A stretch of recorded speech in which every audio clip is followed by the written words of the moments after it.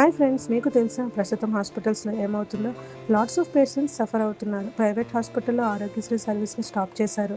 దానివల్ల చాలామంది ప్రజలు ట్రీట్మెంట్ చేయించుకోలేకపోతున్నారు.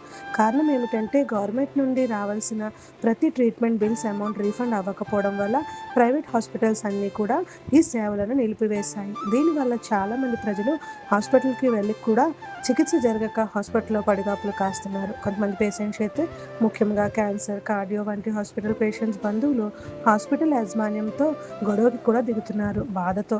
ఈ ఆరోగ్యశ్రీ సర్వీస్ని గత వారం రోజులుగా నిలిపివేసిన ఎటువంటి మీడియాలో రాకపోవడం అనేది ప్రజల సమస్యలను ఎంత సీరియస్గా తీసుకుంటున్నారో మనం ఆలోచించవచ్చు. ఏ గవర్నమెంట్ వచ్చినా, ఎన్ని పథకాలు ఉన్నా కూడా ప్రజలకి సమయానికి ఉపయోగం పడకపోతే ఈ పథకాలు పెట్టి దేనికి ప్రయోజనం? పాత గవర్నమెంట్ పేమెంట్స్ ఆపేసిందన్నా కూడా ప్రజెంట్ గవర్నమెంట్ ప్రజలను దృష్టిలో ఉంచుకొని ఒక సొల్యూషన్ ఇచ్చి ప్రజల కష్టాలను తీర్చాలి. ఈ వీడియోని వీలైనంత మందికి షేర్ చేయండి.